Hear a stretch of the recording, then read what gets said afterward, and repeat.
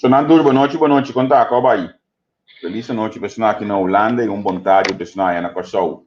Bom ministro que nós, vez mais, ligou a plataforma entrevista com nós estamos mais contentes com botar seguir nosso olho aqui, botar nós por confiança, botar com toda a noite na Holanda, meio-dia aí na Corsou, à tarde, nós temos diferentes programas, né?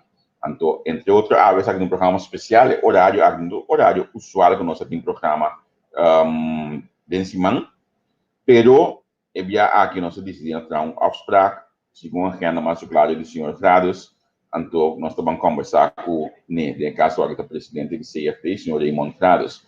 Primeiro que me passa over para, lá me saludar meu colega Neti, que também está junto comigo. Neti, conta com Boa noite e boa tarde aí na Corsou. Bom ministro que nós rende. Está dia suave, dia bom, rustig. Gewoon tranquilo. Frio já começa a comer bem. Tranquilo, você tem também leu, Neti? Estamos mais de uma seca? Me stem também leu. Eu sim que tem bom. Tu vai estar dia suave com? Dia suave, começa rustig e frio começa a 30 back. Sim, mas tu uma nota com outros mangas que nós também caímos de men 1, men 2, men 3 graden outra vez, então. Mas também está falando que a maioria me vende já sem zolder acaba que me bisa como te best para Deus me nota para ele, senão sexta sowieso nota para ele que vende. Mas nós estamos estacionando é coisa mais importante que nós pedimos todo dia, tá? Né, que tá trobe? Like e share nosso programa. Nós apreciamos imensamente, especialmente o programa aqui. Nós vamos aqui ter prometo entrevista com o CFT também Duna, depois do último rapport com a Sally. Então, esse é o mais importante mesmo. Like e share para tu rende por escuta, senhor Gradas. E para tu rende que copia também por aí na costa para não por copia for DJ. Como vai dar ali? Ai, não, há stuk aí. Literalmente, mas mira, mi mes dengue coisa. Contrami no. Bonita. Nós estamos mais contentes mesmo. Nossa documentação não está, nosso local que nós destilamos está by outro caminho não está, mas é bonita mesmo coisa. So na lá nós vamos chamar ministrados, welcome, bom menino, tenho a abertura do programa para nós poder conversar com ele. Meneer Demonstrados, goedenavond voor u. Welkom bij ons op Intervista Q, nieuwe platformen voor u. We zijn een jaartje bezig en heel veel volgers, heel veel mensen die onze programma's bekijken. Nathalie had het net over mensen die onze programma's bekijken, collega's dan, en dan dat inhoud gebruiken voor andere media's. Dus daar zijn we echt trots en blij daarmee. Maar welkom bij ons. Goedenavond hier in Nederland en goedemiddag de mensen in Willemstad en op Curaçao uiteraard.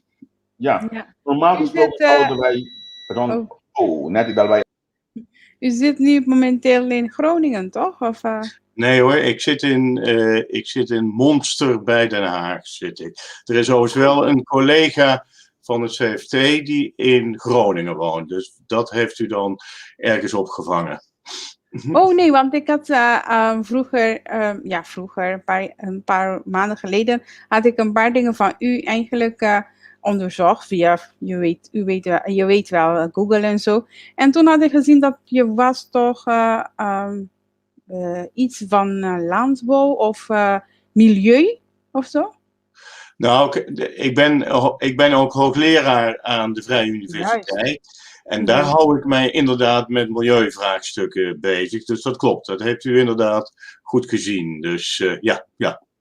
Oh, oké.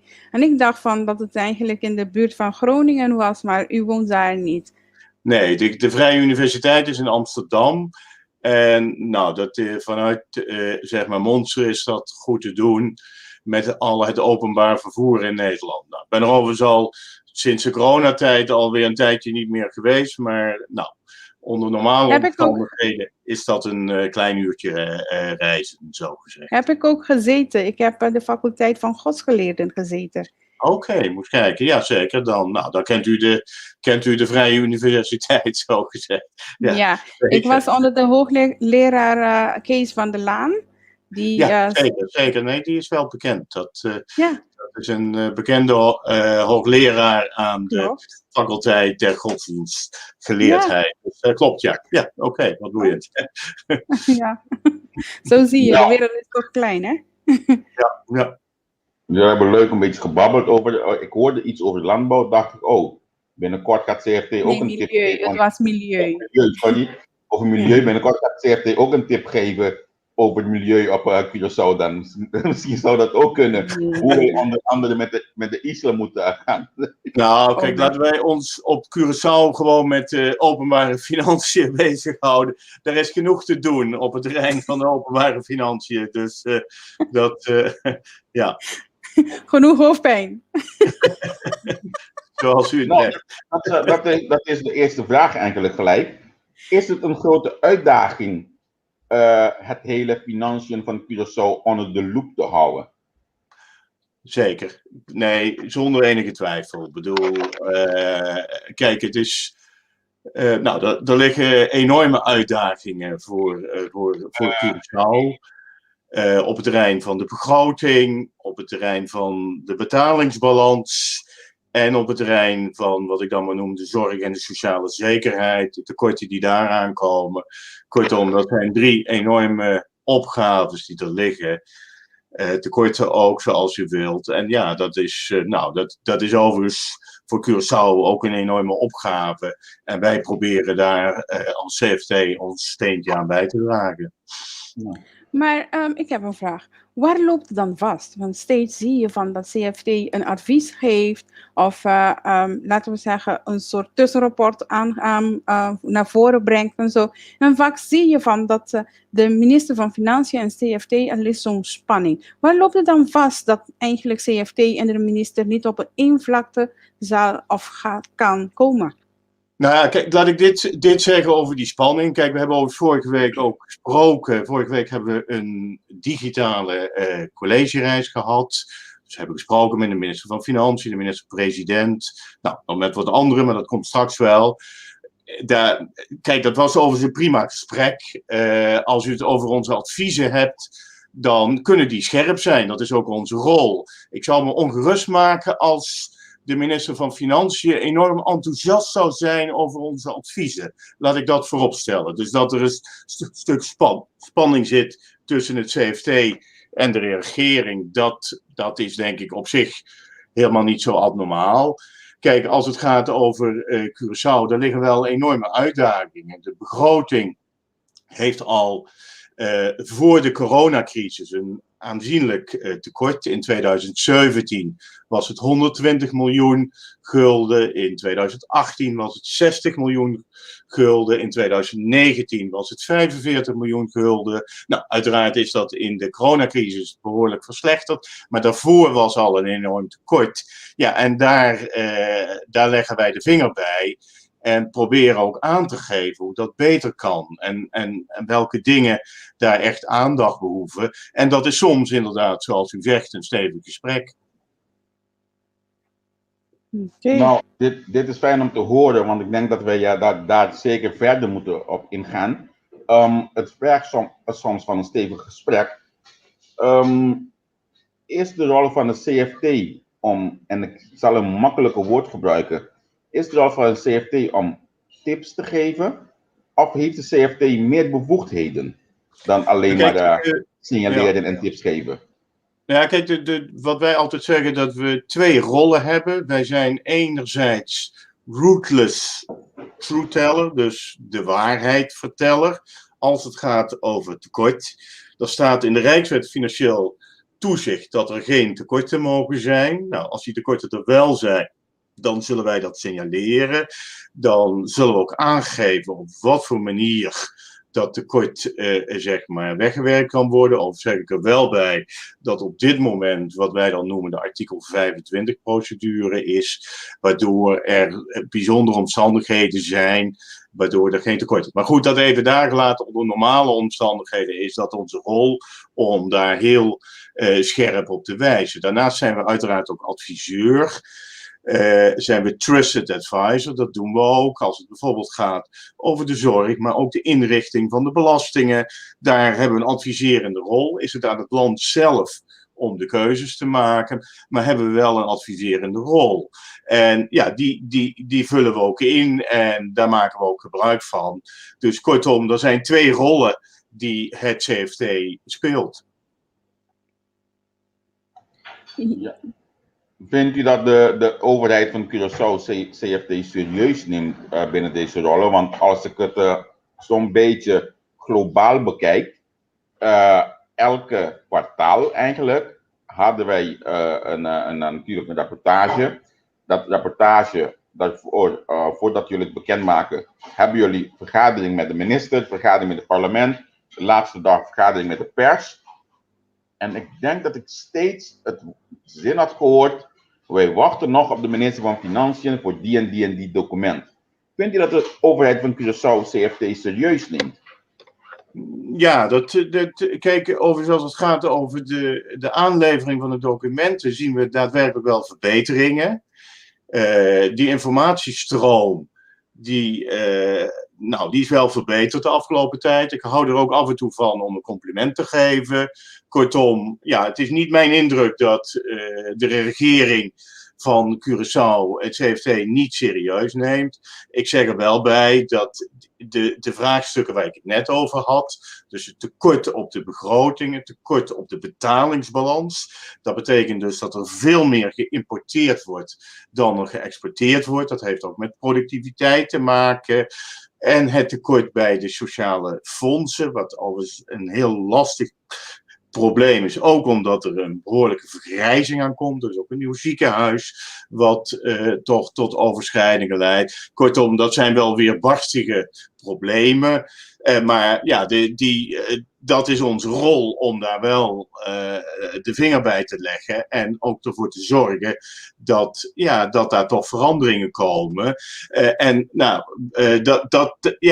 Dus ik zou niet willen zeggen dat het CFT niet serieus genomen wordt.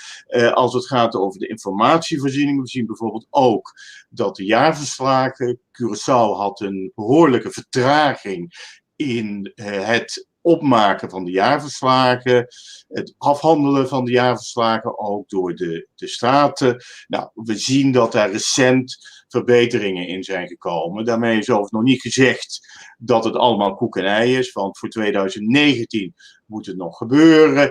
2020 zal voor 31 augustus van dit jaar afgerond moeten zijn. Of niet alleen volgens de Rijkswet, maar ook volgens uw eigen regelgeving, conform uw eigen contabele regelgeving. Kortom, er zijn verbeteringen in de informatievoorziening, maar we zijn er nog lang niet.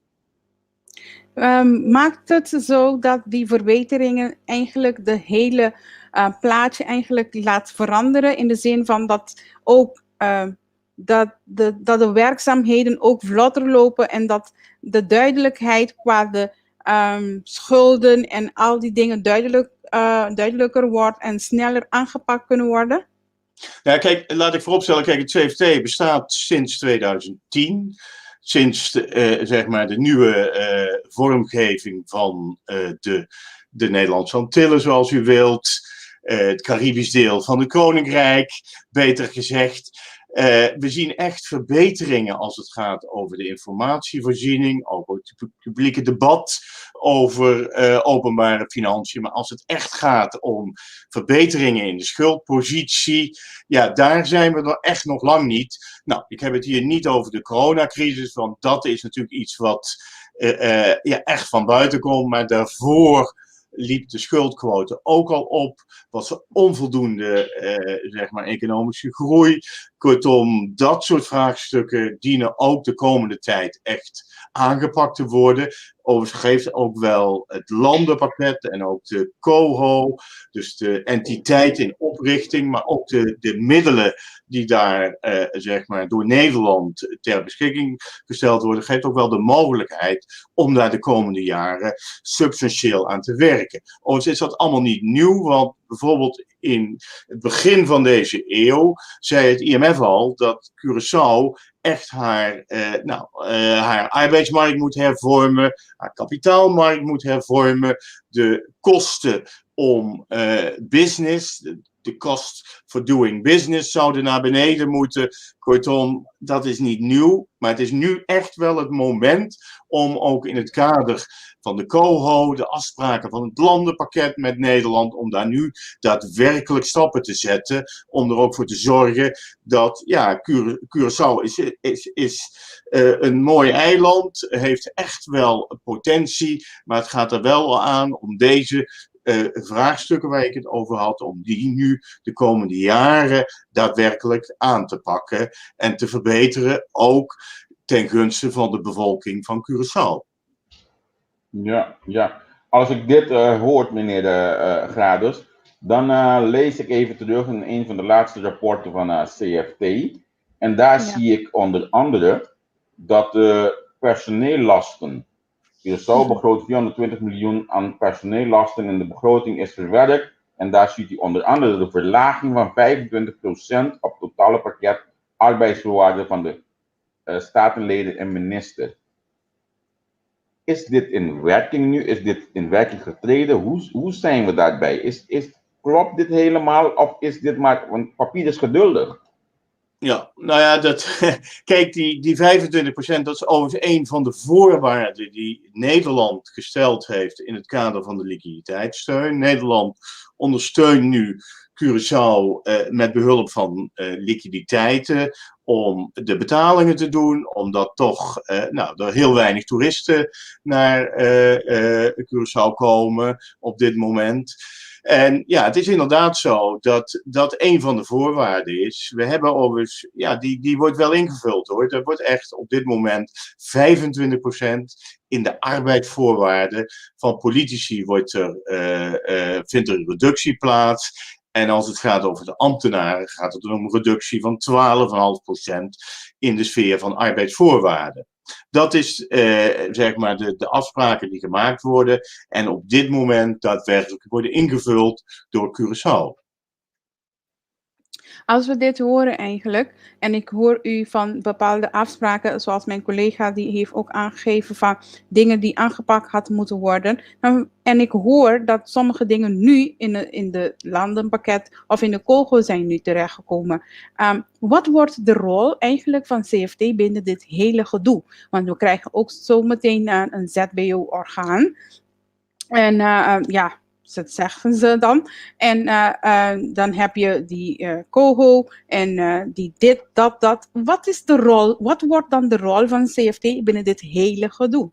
Ja, nou, misschien moet ik het uitleggen op basis van die arbeidsvoorwaarden. Want ik heb u gezegd dat in 2020 12,5% aan arbeidsvoorwaarden aan reductie plaatsvindt. Het is natuurlijk van belang dat dat leidt tot een beter overheidsapparaat. Dat die 12,5%, dat die structureel wordt ingevuld. Dat niet alleen in 2020, dat ambtenaren... Kijk, want laten we wel zijn, de mensen in de private sector, nou, die hebben het heel moeilijk. Daar komen geen toeristen, hotels draaien heel matig op dit moment. Kortom, het is denk ik best te billijken dat ambtenaren die gewoon hun baan behouden, daar dan toch ook een bijdrage leveren in een reductie van 12,5% van hun arbeidsvoorwaarden. Maar wat van belang is, dat zeg maar zich vertaalt in een structurele verbetering van het overheidsapparaat. Dat gewoon die kosten naar beneden gaan,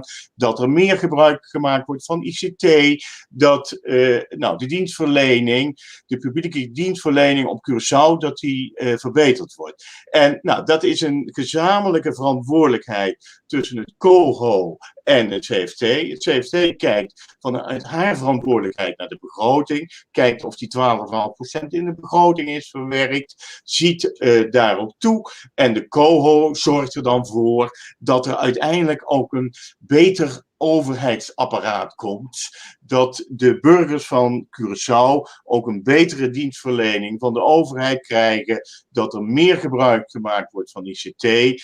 Dat is de taak en de verantwoordelijkheid van de COHO. Dus daar proberen we elkaar zogezegd in te versterken. Ja. Maar dan krijgen jullie ook een overzicht dan? Nou ja, dat overzicht hebben we natuurlijk al via de begroting. Dus kijk, als het gaat over de precieze vorm van die hervorming, dat is wat het COHO gaat doen. In hoeverre daar bijvoorbeeld toch meer gebruik gemaakt wordt van ICT, dat formulieren. We hebben bijvoorbeeld gekeken naar de loonkosten. Er zit wel heel veel red tape zit daar voor ondernemers. Het zou veel beter zijn om dat door middel van ICT vorm te geven, om systemen aan elkaar te koppelen. De exacte vormgeving daarvan is een verantwoordelijkheid van de COHO. Uiteraard ook in samenspraak met het land, want het land is uiteindelijk natuurlijk aan zet. Dus de COHO ziet daarop toe, probeert daarvoor te zorgen dat er een betere overheid komt, zo gezegd. Wij als CFT kijken vanuit onze verantwoordelijkheid van de begroting. Om die begroting op orde te krijgen, ervoor te zorgen dat het financieel beheer goed op orde is. Dat is onze verantwoordelijkheid. Dus vanuit die rol kijken wij ook naar al die hervormingen. Ja, als ik vragen... Ja, doe maar, Javier. Als ik dit hoort, meneer Gradus, dan wil ik toch even terug naar het begin gaan. Want wij hebben nu inmiddels 11 jaar ervaring, of bijna 11 jaar ervaring met een CFT, bijna 11 jaar ervaring met een nieuwe land. Tevens hebben we ook nu een jaar ervaring met een COVID en / financiën van het land, hoe achteruit we zijn gegaan. Als wij nu opnieuw, als u bij het punt stond, 10 jaar terug, als CFT-president, wat zou u aanraden aan Curaçao van een nieuw land beginnen, een nieuwe statutige structuur beginnen?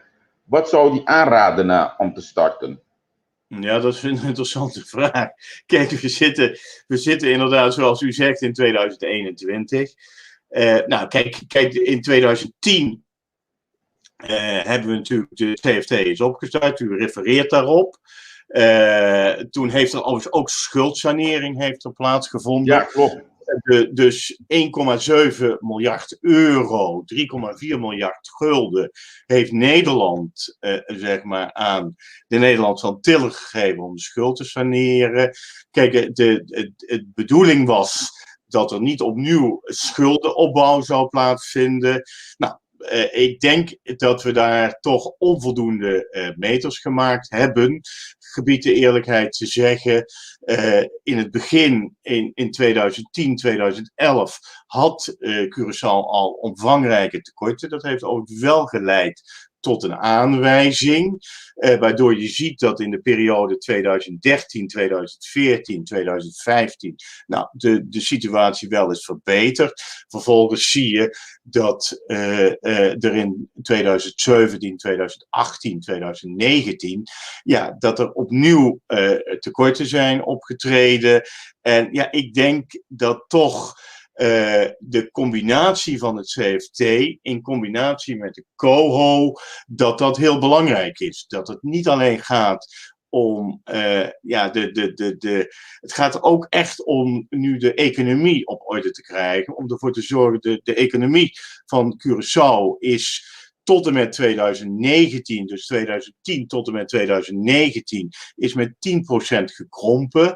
Dat is overigens geen vanzelfsprekendheid. Als we kijken naar andere Caribische landen, zien we dat die economie wel groeit. Als we bijvoorbeeld kijken naar Sint Maarten, zien we toch, met uitzondering uiteraard van de Irma-periode, maar de andere jaren zien we toch een behoorlijke economische groei. Ook op Aruba is die weliswaar minder, maar ziet u toch ook wel economische groei. Ook andere landen in het Caribisch deel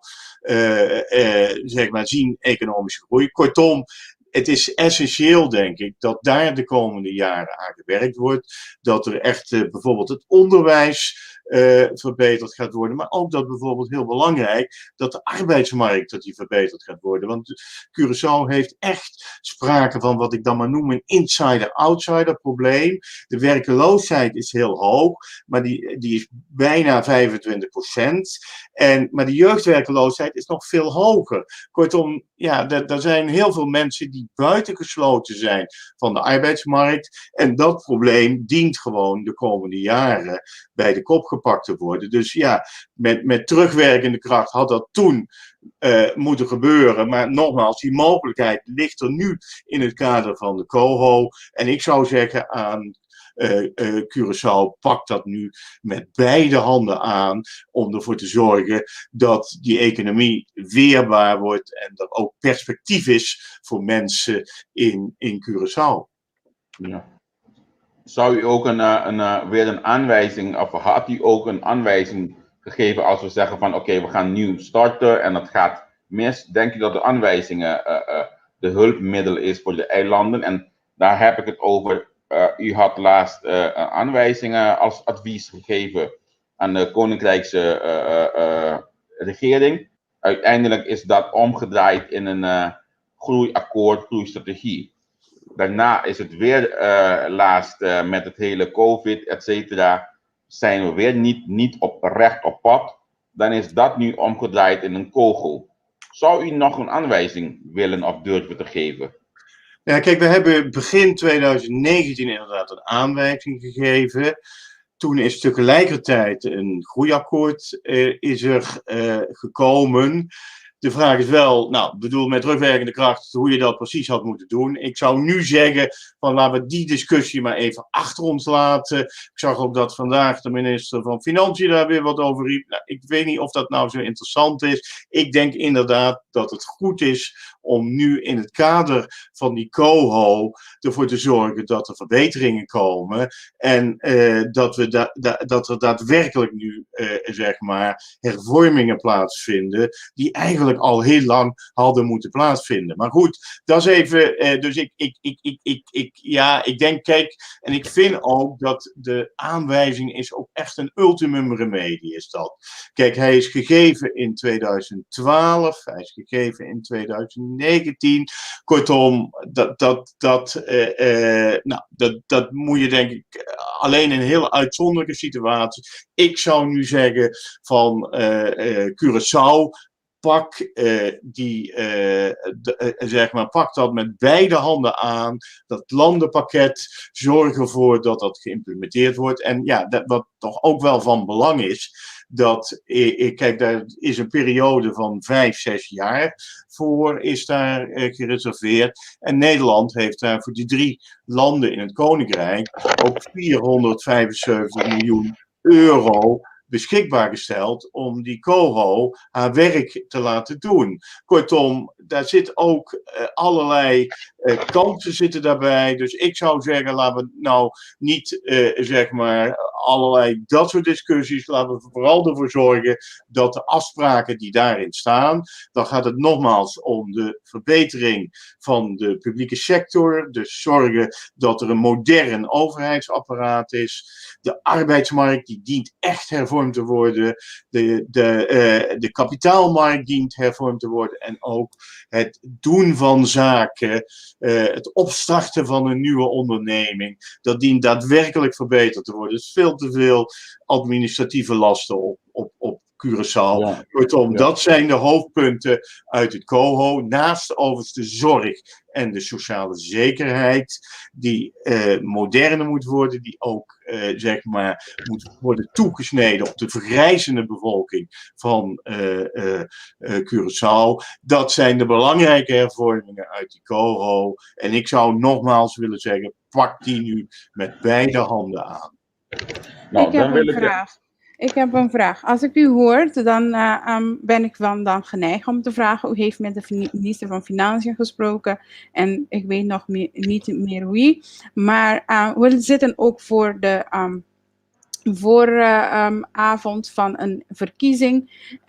Wat zijn vooruitzichten voor dit jaar? Als ik hoor dat er toch een tekort is qua begroting voor dit jaar. Het is al gepubliceerd, dus wat zijn de vooruitzichten als u zegt van pak de COHO en de landenpakket met 2 handen? Nou ja, kijk, dit jaar zal er een tekort zijn. Ik bedoel, dat is onmiskenbaar. De verwachting is dat de economische groei dat die 3% zal zijn. Misschien iets meer. Dat hangt er heel ook vanaf. Kijk, u weet dat er in Curaçao ook een start is gemaakt met de vaccinatie. Kortom, het 4e kwartaal zou mee kunnen vallen. Maar goed, dat is allemaal koffiedik kijken. Kortom, in 2021 zal er een tekort zijn op de begroting. Wat van belang is met name 22. Kijk, want de verwachting is overigens niet alleen van mij, maar ook van het Internationaal Monetair Fonds is dat 22 een heel cruciaal jaar wordt. Dat het dan echt herstel van de economie zal plaatsvinden.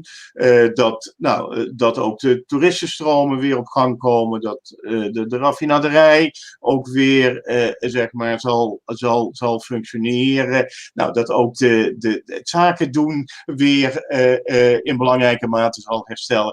En ik zou echt de oproep willen doen om dat te combineren met die hervormingen. En ervoor te zorgen dat het doen van zaken, dat makkelijker kan. Dat kleine ondernemers, dat die niet met allerlei administratieve lasten te maken hebben. Kortom, ik denk dat 22 een heel cruciaal jaar wordt om uiteindelijk uit die crisis te komen. En dat dan ook die hervormingen, waar dit jaar aan gewerkt moet worden, waar ook een aantal hervormingen lopen. Overigens denk ik wel dat die publieke sector, dat die dit jaar al voor een stuk zou moeten worden aangepakt. Maar goed, die andere hervormingen, die moet je klaarzetten voor 22. En dat je dan echt een start kunt maken en op een goede manier uit die crisis komen. En voor dit jaar, zeg ik erbij, zal er een tekort zijn. Ik hoop niet dat het 822 is die staat in de begroting. Dat die heb ik gelezen, de minister van Financiën heeft ingediend. We denken dat dat minder zou kunnen zijn. Dat toch bepaalde overheidsuitgaven, bijvoorbeeld in de sfeer van goederen en diensten, dat die naar beneden kunnen. Maar goed, het zal ten alle tijde een behoorlijk tekort zijn. En dat is denk ik ook onafwendbaar. Maar goed, wat belangrijk is, dat daarna met wat ik dan maar noem gezwinde spoed, die hervormingen worden aangepakt en er ook voor wordt gezorgd dat die begroting op orde komt. Dus ik zou zeggen, in 22 zou het goed zijn om toch ook een evenwicht te hebben. Het zal even van afhangen van het herstel, uiteraard. Maar goed, als dat een substantieel herstel is, dan zou mijn suggestie zijn om in 22 gewoon een evenwichtige begroting te hebben.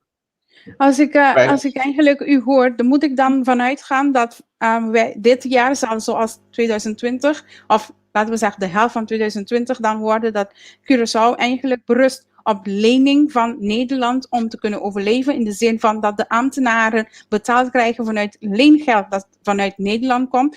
Dit jaar gaat dat zo gebeuren, dat gedurende het hele jaar door, dat wij vanuit de geld van Nederland moeten gaan eigenlijk steunen?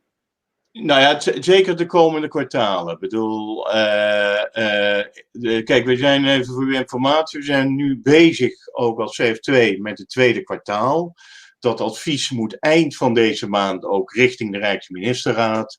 Ja, voor het tweede kwartaal is het, denk ik, zullen dat toch liquiditeitssteun zal er nodig zijn, die zich enerzijds richt inderdaad op het betalen van ambtenaren, zoals ik tegen u zei, maar anderzijds ook voor de loonkostensubsidie, die ook al zal dienen als overbrugging om uit de crisis te komen. Nou, hoe dat precies in het derde en het vierde kwartaal zal zijn, dat is een moeilijke vraag. Daar lopen ook de meningen over uiteen. Ik bedoel de meningen onder economen, zoals u wilt. Maar goed, of het hele jaar noodzakelijk zal zijn, dat zal de toekomst leren. Maar zeker de komende maanden zal dat noodzakelijk zijn. Dat is overigens wel, zeg ik erbij, toch ook wel een van de grote voordelen van het Koninkrijk. Ik bedoel, de Curaçao krijgt die lening tegen 0% rente.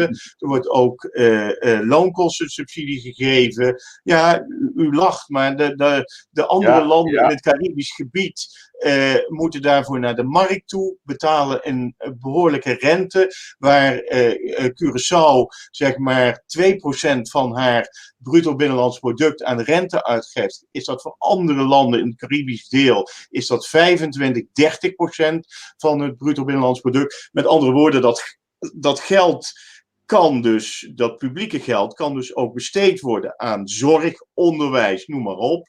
Terwijl dat in andere landen veel moeilijker is. Maar goed, waar het wel om gaat, nogmaals, is dat, ja, hoe zal het precies gaan na afloop van deze crisis? En nou, ik heb u mijn zorgen ook onder woorden gebracht. Dat was het. Nou, ik lach omdat ik eigenlijk, laat me gelijk dat vraag stellen, want een aparte vraag. Legt u dit ook zo uit aan het parlement en aan de overheid van Curaçao? Want als ik bepaalde meningen hoor, lijkt alsof wij in de slechtste koninkrijk ter wereld wonen, leven. Maar als ik aan de andere kant hoor, denk ik van oké, gelukkig kunnen wij lenen tegen 0%. Legt u dit ook zo daaruit? Zeker, zeker. Kijk, we zijn jammer genoeg zijn we al sinds februari niet meer in het parlement geweest. Ik hoop ook wel dat we dat in juni wel kunnen. Er zit er dan ook een nieuw parlement. Nou, ik zie daar naar uit. Ik vind dat altijd wel hele boeiende zeg maar besprekingen, om heel eerlijk te zijn, vanuit mijn achtergrond als econoom, als hoogleraar openbare financiën. Maar zeker, dat doen we. En ja, kijk, ik denk, maar dat meen ik ook oprecht, dat het Koninkrijk heel veel voordelen heeft.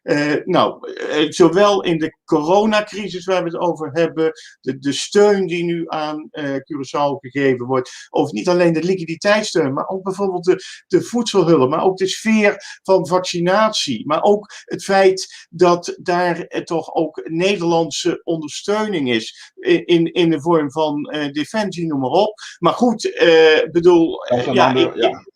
ik denk dat er heel erg veel voor te zeggen is. Van de andere kant, ja, ik ben een groot voorstander van het Koninkrijk, dus ik zal die boodschap uitdragen. En ja, het is overigens wel echt aan Curaçao om dat ook zelf verder te brengen. Ik bedoel, om ook die mogelijkheden die er zijn. Ik had het al over de 475 miljoen die nu in het COHO ter beschikking gesteld wordt, om die met plannen en ook die hervormingen vorm te geven. En ja, ik zeg er ook bij, die steun is niet, zeg maar, voor niks. De staatssecretaris, de heer Knops, heeft ook gezegd, ja, daar moeten wel echt ook dingen tegenover staan. Daar moet tegenover staan dat die ambtenaren die 12,5% daadwerkelijk invullen. Het gaat niet alleen over die ambtenaren, het gaat ook over de mensen bij de overheidsentiteiten. Nou, ik zal u maar niet vermoeien, maar daar kijken we ook goed naar. En daar is nog best wel een discussie, vindt daar plaats, zeg ik, tussen u en mij. Maar goed, daar zullen wij vanuit onze verantwoordelijkheid kritisch naar kijken. Maar heel belangrijk is ook dat die hervormingen, dat die nu daadwerkelijk bij de kop gepakt worden. En ja, dat daar niet zeg maar, wat ik dan maar noem, gekeken wordt van, nou moet het wel, maar dat ze nu echt uitgevoerd gaan worden, nogmaals, omdat ik ervan overtuigd ben dat het ook echt in het belang is van de burgers van Curaçao. Ik wil mijn laatste vraag stellen en daarna wil ik overgaan naar de vraag van onze kijkers. We hebben een hoop vragen van onze kijkers, maar mijn laatste vraag is over de SOB. U had contact met de SOB laatst. Hoe ziet dat eruit? Nee, het klopt inderdaad. We hebben in deze collegereis hebben we ook met de SOAB gesproken, de Stichting Overheidsaccountantsbureau, wat overigens niet alleen in Curaçao, maar ook in Sint Maarten en ook in Aruba dingen doet. En we hebben daar afspraken gemaakt om het financieel beheer en ook de verslagleggingsstelsels, om die te gaan verbeteren. Daar ook een werkgroep voor te maken. Dus we zijn ook aan het kijken of we dingen in gezamenlijkheid, want ik ben naast voorzitter van het CFT Curaçao Sint Maarten ook nog voorzitter van het CAFT en ik ben ook nog voorzitter van het CFT van de Wijseilanden. Kortom, we kijken ook of daar verbeteringen kunnen optreden. En als ik dan toch één kritisch laatste puntje mag noemen, voordat u naar uw luisteraars toe gaat over Curaçao. Ja. Kijk, Curaçao heeft een eigen vermogen. De overheid heeft dus een eigen vermogen. En wat zien we dat eigen vermogen de afgelopen jaren behoorlijk naar beneden is gegaan. En dat heeft er ook mee te maken dat dingen die op de gewone dienst thuis horen, dus gewoon normale uitgaven zijn, dat die afgeboekt worden op het eigen vermogen. Dat gebeurt niet in alle landen van het Koninkrijk en wij zijn daar buitengewoon kritisch over. En dat is één van de dingen die meeloopt in dat verslagleggingsstelsel. En ja, een overheid die geen vermogen heeft, een land dat geen vermogen heeft, betekent ook dat ze minder kunnen overdragen naar de volgende generaties. En dat zou ik toch de mensen van Curaçao wel willen wensen. Dat ze een mooi eiland, maar ook een overheid die gewoon dingen kan doen. Dat zou ik ze toe willen wensen. Nou, dat is even naar aanleiding van uw laatste vraag. Ja, maar ik heb ook een laatste vraag. En dan wil ik eigenlijk vragen. Ik heb het gehoord en mijn collega ook gehoord en gevolgd. Al deze leningen en al deze goede bedoelingen en al die dingen, die hebben wel een voorwaarde eraan. Kunnen wij die leningen überhaupt terugbetalen? Velen die vinden dat die voorwaarden eigenlijk een beetje te zwaar zijn. En voor velen menen ze dat we eigenlijk onze autonomie dan ook verliezen aan de hand van deze leningen. Want het is niet zomaar, het is wel 0% rente terugbetalen, maar je krijgt weer meer overzicht over jou. Je wordt beperkt in sommige dingen. Mensen krijgen tekort op hun salaris, terwijl ze ook hun eigen, laten we zeggen, hun eigen leven hadden, met hypotheek, auto en al die dingen. En plotseling moeten ze 12,5% inleveren. Nu hoor ik dat de overheidsentiteiten ook moeten gaan inleveren. Er ligt wel een prijskaartje daarna.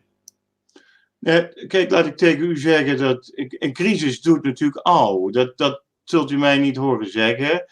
Curaçao kan het niet zelf. Ik vind overigens het heel rechtvaardig, nogmaals, dat ambtenaren, en dat geldt ook voor de mensen bij overheidsentiteiten, die gewoon een baan hebben, ja, dat die wat inleveren. En in de private sector, ja, verliezen mensen hun baan, zijn er helemaal geen inkomsten. Kortom, ja, ik denk dat dat toch alleszins redelijk is. Kijk, als het erover gaat, we hebben nu afgesproken om zeg maar die leningen te verstrekken. Wat van belang is dat er echt economische groei komt. Ook Nederland heeft een situatie gehad met torenhoge schulden in het begin van de jaren 80 om precies te zijn. En wat we toen gezien hebben is dat er toen door hervormingen, door het verbeteringen destijds, maar ook het inleveren van ambtenaren, zoals wellicht ook sommigen van u kunnen herinneren, dat er echt een andere draai kwam. Dat er die economie echt aan de gang kwam. En ja, vervolgens ook die schuld kon worden beperkt. Dat die rente naar beneden ging, die schuld kon worden beperkt. Dat zou ik echt Curaçao ook toewensen voor de komende tijd. En ik zie niet in, kijk, ik kom met heel veel plezier op uw eiland. Het is een prachtig eiland, het heeft heel veel mogelijkheden. Ik ben laatst ook naar een prachtig park geweest, in augustus om precies te zijn. Het eiland heeft buitengewoon veel mogelijkheden. Nederlanders komen daar heel graag naartoe, Duitsers komen daar heel graag naartoe. Maar het gaat er nu wel om de problemen waar ik het over had, om die nu aan te pakken en perspectief te bieden voor de toekomst. En ik denk dat die opgave wel degelijk gerealiseerd kan worden. Even aansluitend op de vraag van mijn collega Nathalie. Denkt u dat de eilanden überhaupt deze leningen ooit terug kunnen betalen? Want als ik het zie van hoe ver wij nu weer gaan, want voor de 2010 waren wij alle zo ver, en Nederland heeft 3,4 miljard kwijtgescholden. Wij gaan nu richting 4 miljard. Ja, we gaan nu richting 4 miljard. Denk je dat wij dat ooit terug kunnen betalen? Ja, het gaat hier. Kijk, wat er is afgesproken is dat in 22 gekeken wordt naar de verlenging van die leningen. Nou, het zou kunnen dat het bijvoorbeeld 30-jarige leningen worden. Maar goed, ik denk eerlijk gezegd dat het vooral er nu om gaat om als Curaçao uw geloofwaardigheid. Ik ga daarover niet over. Dat gaat uiteindelijk de Nederlandse regering gaat daarover. Dus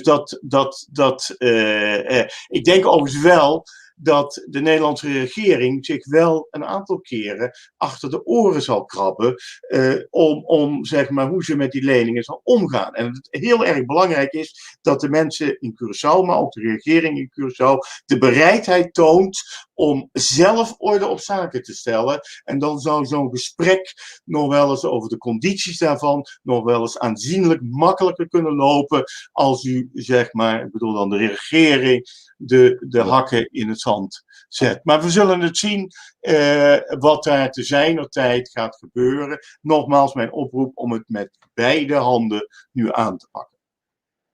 We hebben nog 12 minuten te gaan. Ik heb hier, laten we even naar de reacties gaan. Henry Singer heeft vanaf het begin gezegd, meneer, een vraagje. Wat vindt u van het feit dat de CFT jaren aanwezig is op de eilanden en dat toch zit Curaçao in een financiële malaise? Heeft u CFT gefaald of de afspraken waren niet goed duidelijk? Ja, kijk, laat ik vooropstellen. Kijk, ik denk dat er, wat ik net al zei, dat er echt wel een aantal zaken verbeterd zijn. Er is discussie, er worden rapportages vinden er plaats, de jaarverslagen, nou, al dat soort dingen, dat zijn echt daadwerkelijke verbeteringen. Als het gaat over de schuldquote, ja, daar is niet de verbetering zeg maar, die we gewild hadden, die is zelfs verslechterd. Kortom, dat is zo, maar dat is natuurlijk wel ook een gevolg van heel veel zaken. Is dat. Daar zit bijvoorbeeld ook het bruto binnenlands product zit daarin, wat weer heel erg afhankelijk is van allerlei zaken. Dus ik zou niet willen zeggen dat zeg maar, ja, het echt sprake is van falen. Ik denk wel dat het nogmaals heel goed is om naar de toekomst toe dingen wel anders te doen. En die heb ik zojuist ook benoemd. En kijk, u moet zich overigens wel ook voorstellen, want het is natuurlijk best goed om het over het CFT te hebben. Wij zijn toezichthouder, het is het land zelf wat uiteindelijk de dingen zal moeten doen. En wij kunnen de vinger op de zere plek leggen. Dat doen we ook, dat heb ik net ook gedaan. Maar nogmaals, het is aan het land zelf om zeg maar de meters te maken.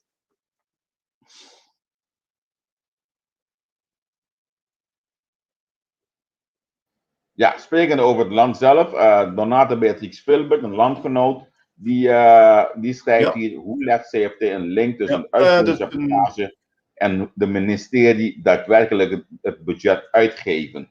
Ja. Een hele goede vraag, moet ik zeggen, van deze dame. Kijk, wat heel belangrijk, deze dame heeft gelijk.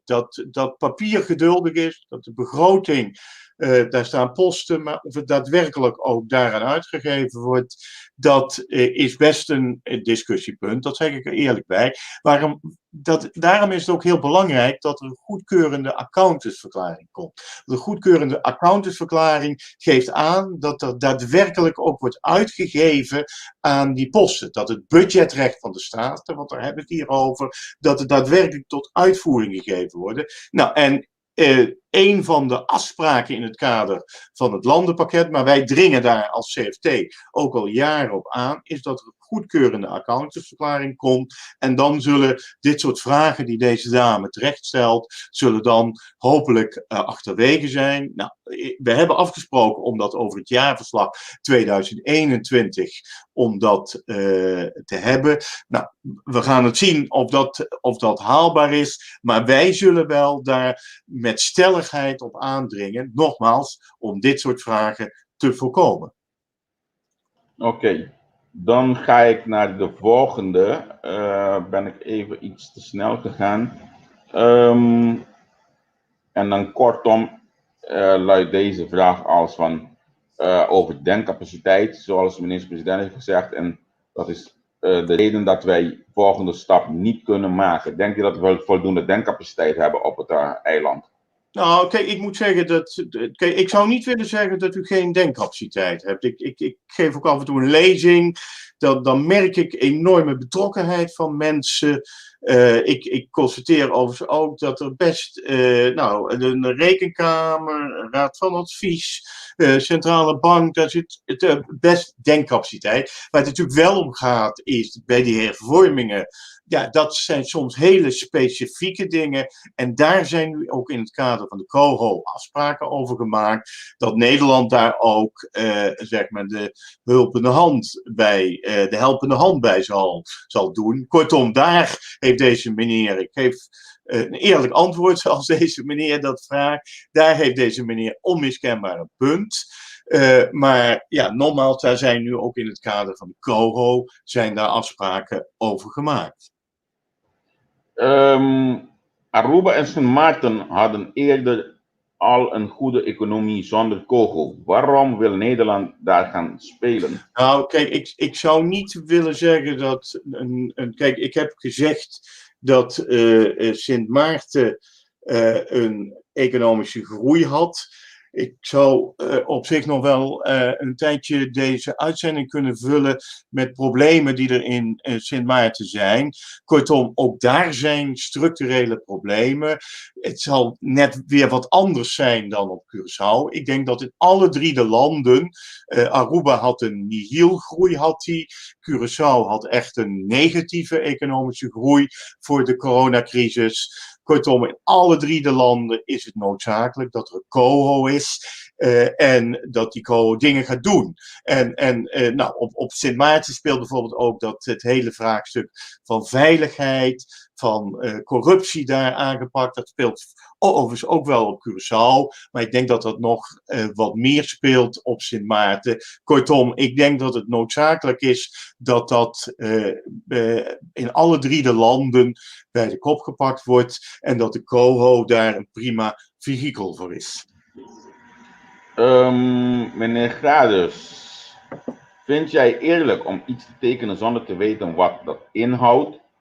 En dit luidt dan dat het parlement nog niemand op het eiland COHO heeft gezien of gelezen.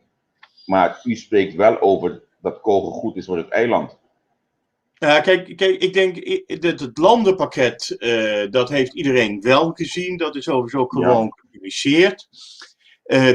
Nogmaals, dat is niet nieuw. Als u gewoon gaat kijken wat het IMF in 2010 of in 2000 al heeft aanbevolen, wat er ook in allerlei artikel 4 consultaties van het IMF staat, ja, dan is dat wat er ook in het landenpakket staat.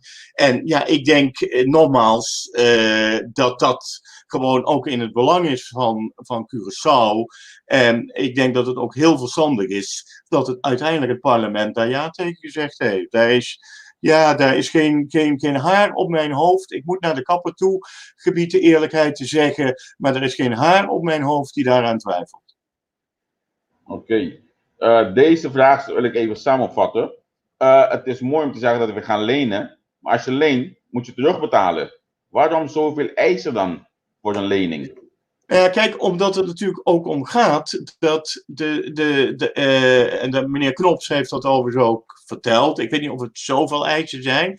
Maar waar het natuurlijk wel om gaat, is dat Curaçao bij een volgende crisis veel weerbaarder zou zijn. Dat ze zelf in staat is om dat in belangrijke mate op te lossen. En daar zijn die voorwaarden op gericht. En ja, dat is volgens mij een alleszins redelijk verhaal. Nou, ik wil de laatste vraag in beeld brengen. En dit is weer van onze Henry Isinia. Ik heb ook begrepen dat 12,5% op lange termijn niet genoeg is. Wat zou u daar willen zeggen? Want dan gaan wij langer dan 7 jaar de COHO in dan.